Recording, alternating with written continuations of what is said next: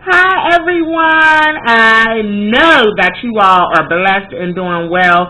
We are well into the new year, and I am filled with excitement about you and what you are doing in your life and how you have decided to follow your purpose and move with grace in doing so.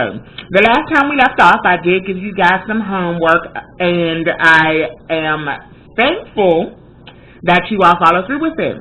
So we last talked about and when it comes to your purpose and being still. That was the key lesson, is being still, and those 3 steps in being still. And one of the things that I want to elaborate on in regards to that is rest. Okay, when you are walking in this thing called your purpose, your calling, what God has given you as your vision, it is important that you rest. And I'm not just referring to physical rest. I'm referring to, in regards to sleep, I'm referring to a rest of the mind, the body, the soul. A rest on a more spiritual level. A rest in God. Because oftentimes, as we're on this journey, us as masterminds, us as big dreamers and doers, and making this thing that we know God has implanted into us a reality, we oftentimes neglect how important it is to rest. Yes, it is imperative that you rest. Some people will say to you, and you may have read it, you may have seen it on social media, you may have seen people who have done interviews who have reached a level of success, some who have said that, they tire themselves out. There's nobody who can do it like them because they will outwork you. They're up all hours of the night. They don't sleep. And in reality, all you're doing is wearing yourself down. You're not going to be able, in my opinion, to enjoy the pleasures of life later on because you have beaten yourself down so much. Now, I am a living testament to this because I was one who was of the thought process that you don't sleep. You get enough sleep, maybe, 5, maybe 6 hours of sleep at night, then you rise early in the morning, there's no need to take a nap, there's no need to recharge your body, and you just go, go, go, go, go. You beat the pavement at whatever you are doing, whatever goal you are achieving, you beat that pavement, knock down doors, do whatever it takes. And the first insight that I had that this was kind of, maybe not the type of thinking I should have was from my husband. My husband will sleep. He will get his nap in, he will rest, he will, do whatever he needs to do in order to recharge his body. And I always looked at it like, oh, that's such just a terrible habit to have, like, you should be constantly thinking about the next thing that you should do. Meanwhile, he was one who always had clarity. He was one who would always be able to give me sound advice and still does. And he never walked around looking stressful. He always looks at ease. He doesn't stress over the little things or the big things in life because he is rested, and not only that, he knows who he belongs to and who he is. He is a child of God. So in that, you should know that, and I believe I said this in the last video, why should we worry about things when God takes care of the birds of the air, the fish in the sea, the trees, the grass, that he ensures that they are able to grow and be nurtured? Why should we fret and worry about what we aren't capable of doing or what we are trying to do in order to be a mini God? So that was my first example. My second example was my mother. She would always take what she coined her power naps, okay? She would say, oh, I'm getting ready to take my pen. I'm getting ready to take my pen. And I was always like, Mom, why? Now, my mother was no lazy woman by any stretch, but she believed in resting. She believed in going out and taking a daily walk, no matter how cold it was. I mean, there were times that it was, a little bit too extreme, and she would, rest inside. But she, had like her exercise regimen, which included going on a daily walk, and she also made sure to rest. But in her resting, there was also an adage to it. My mother would pray and meditate and then go into a rest. Her rest through prayer and meditation ushered in a rest of her mind, body, and soul. So when my mother grabbed her word, which I have right here, because there's some scriptures that I'm going to be pointing out in here, She would grab her word. She may even have some meditation music playing in the background, some type of soft music. So I suggest you do that too, if that is something that gets you in a mood of calming your body down. And she would do that, and she would have her pen, she would have her paper. So she would jot down her dreams, her visions. She would take them to God, and she would have go into conversation with God. In that moment, she was totally surrendering herself to His will, okay? Total surrender to His will. So she had her Bible, she had her pen and paper, and that is when she would go ahead and take time out to be with God. Through that, it ushered in a slumber of sleep. And she would rest, and I'm saying it may just be a 20-minute nap. It may have been a 30-minute nap. Sometimes for her it would be an hour or two. But that is what I learned from her, and it wasn't until it was in and through her passing that I began to understand the importance of rest. Once I decided to make a conscious choice, because it's a decision. It is a decision that you make to say, I am going to be, I can't think of the word that I'm trying to find, that I am going to be, that I will make a choice, it will come to me later, that I will make a conscious choice to go into rest. Now I'm going to read a scripture here for you. It says, for He Himself has said, I will never leave you nor forsake you. So we may boldly say, the Lord is my helper, I will not fear. What can man do to me? I'm going to read that one more time. For He Himself has said, I will never leave you nor forsake you. So we may boldly say, the Lord is my helper, I will not fear. What can man do to me? Now that's from Hebrews chapter 13, verses 5 through 6. Now, in that, I got out of it, again, what we talked about when we said the birds of the air and how they don't have to worry and nor fret. But that we may go boldly to the throne, okay? We may go boldly because if you remember, back in the last video, I explained to you that we are made just a little lower than the angels. So let me go back and find that for you. Okay, let's see here. All right. In Hebrews chapter 2, verse 7 through 8, it says, you have made Him a little lower than the angels. You have crowned Him with glory and honor and set Him over the works of your hands. You have put all things in subjection under His feet. You know, I'm going to read it again for you so you can catch it. In Hebrews chapter 2, verses 7 through 8. You have made Him a little lower than the angels. You have crowned Him with glory and honor and set Him over the works of your hands. You have put all things in subjection under His feet. Did it hit you yet? Did it hit you yet? You are all that. You are a queen. You are a king. You are a child of God. So that means you are an heir to the throne. That means that whatever you come boldly to the throne and ask for can be given to you in accordance to His will. Can you let that soak in? That you are that powerful. So I correlated to Hebrews chapter 13, the verse 5 through 6, that He will never leave us nor forsake us. So whatever we ask of Him, whatever we take to Him, He is going to honor. Okay? Now sometimes, and this is just in remembrance since MLK Day was just yesterday, sometimes we may not, and it can be a bittersweet pill to swallow. Sometimes he gives us our promises and He has promised us things.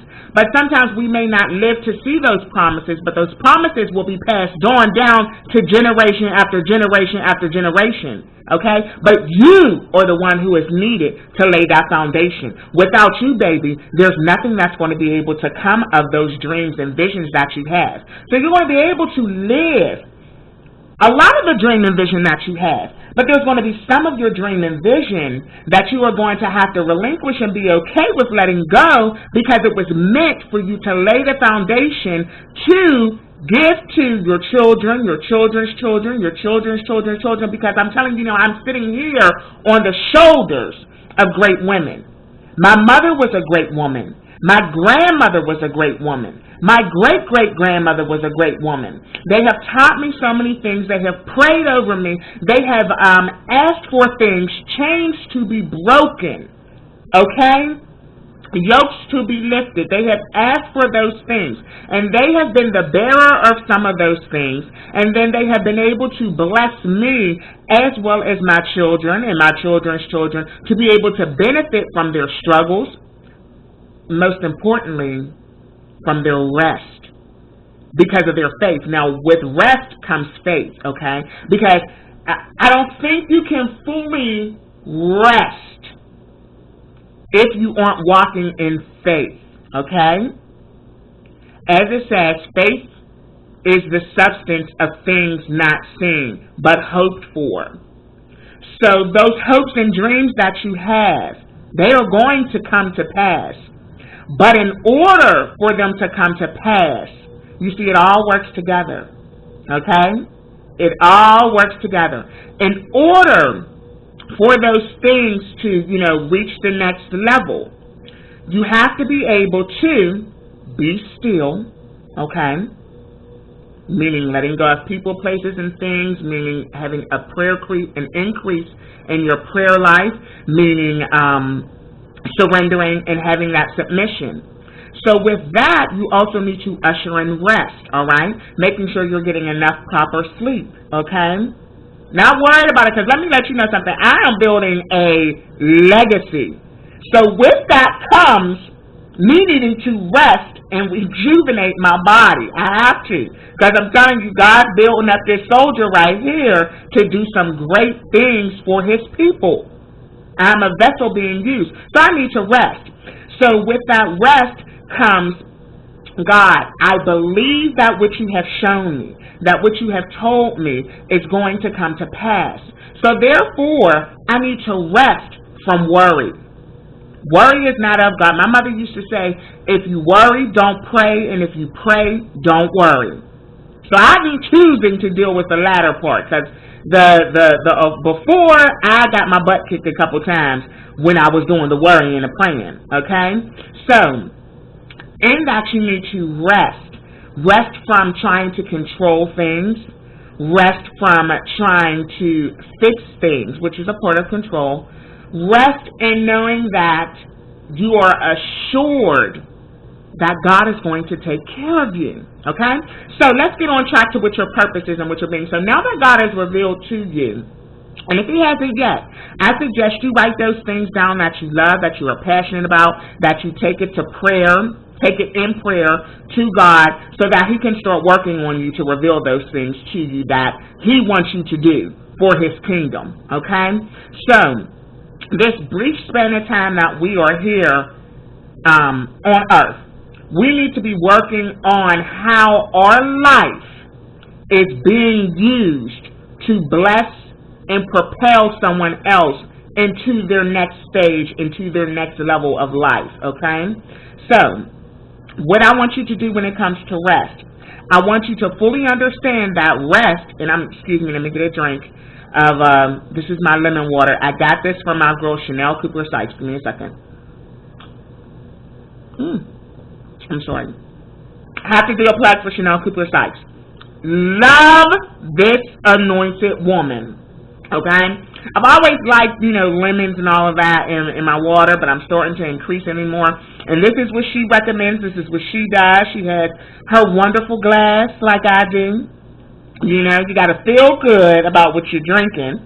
And this glass makes me feel good about what I'm drinking. So just basic, water with your lemon, and when you wake up, it's good. It's good for your throat. It helps to serve as a cleansing agent for your body. So get into your daily intake of water and lemon. Very simple. Cut you up some lemons, put it in your water container, and go on about your day. So anyway, I had to do a plug for Chanel Cooper Sykes. If you do not follow her on YouTube, it is very simple. Go to Chanel Cooper Sykes. Look her up. She also has a website, ChanelCooperSykes.com. She is anointed. She is dope. She is gorgeous. She is fly. And I'm glad to call her my sister friend, even though we have not met yet. She is my sister friend.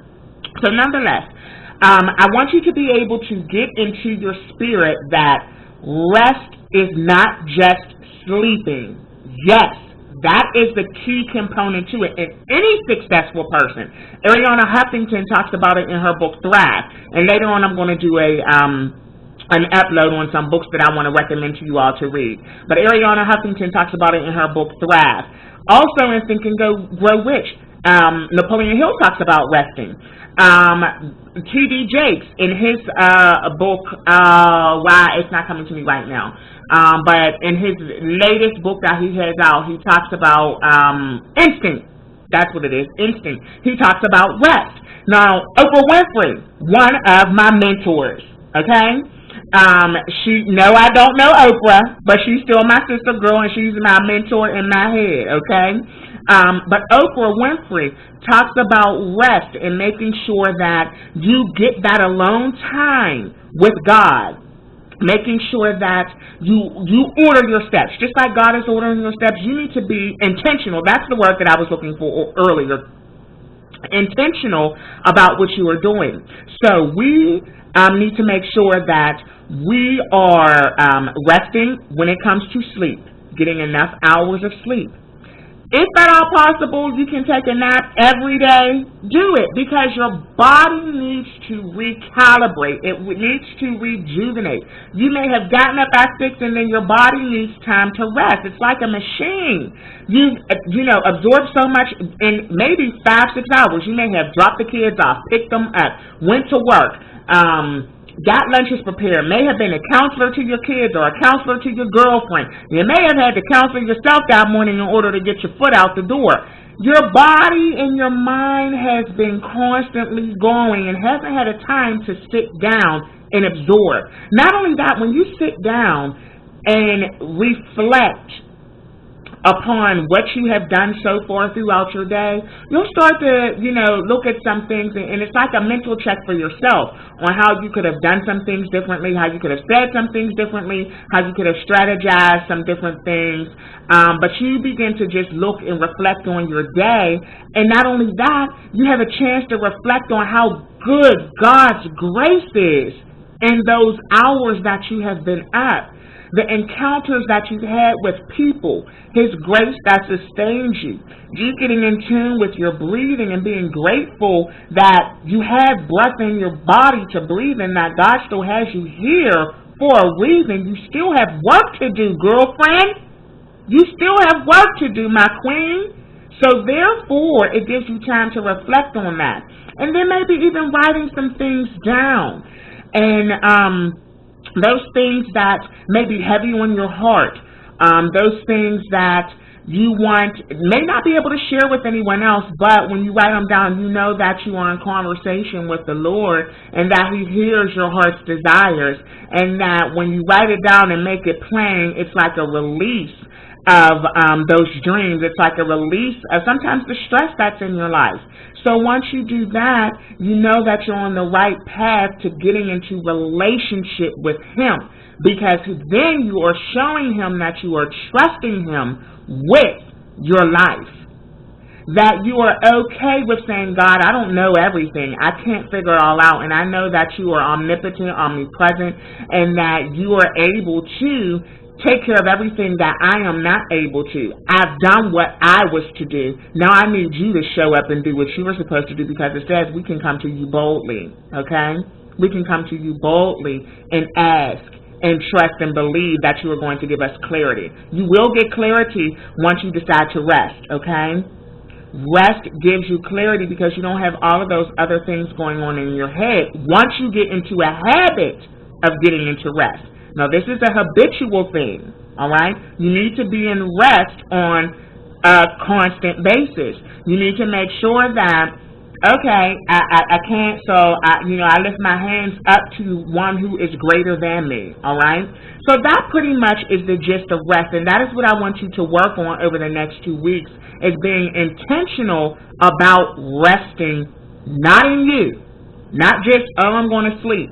I want you to be intentional about resting in God, okay? He will cradle you. He will hold you. He hears you. And it's not coming to me now, the exact scripture, but when we can't speak and we can't utter what we want to say because sometimes things are so heavy in our life or sometimes things are so dark in our life, our Holy Spirit speaks for us through moans and groans and utterings, a whole nother language that God is able to understand. So don't ever think that you don't have the words to be able to say to Him, because your spirit is able to speak for you.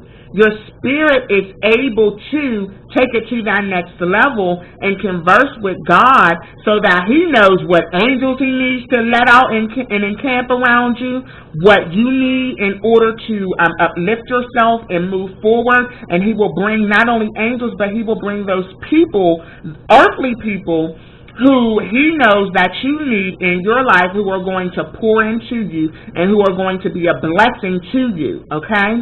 So that's what we need to focus on this journey in your purpose. We're going to cover a lot of things coming up. Like I said, this is just in preparation and preparing. So I want you to ask me any questions that you may have. Nothing is too much, I guess you could say, for me, at least not with the help of God.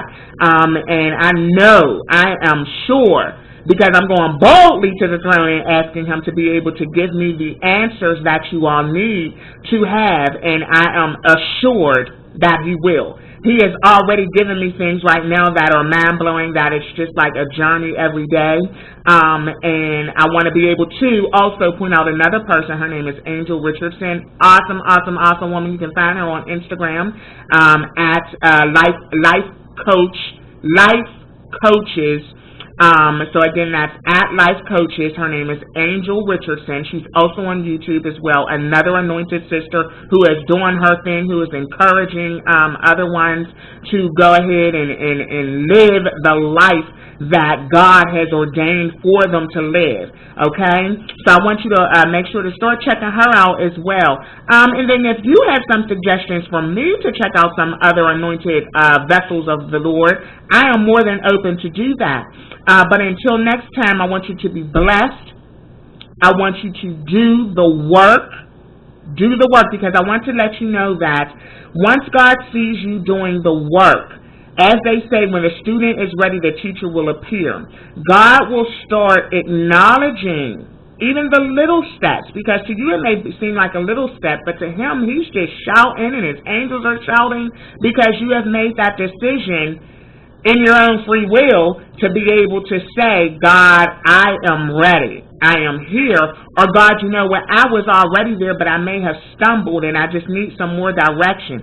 So your girl right here is here for you, and I'm cheering you on. I have huge belief in you, and I know that you can do it, and I know that we are going to hold you accountable. And when I say we, I mean God and me are going to hold you accountable for those things in your life that you know you should be doing, that you know that you are blessed to do.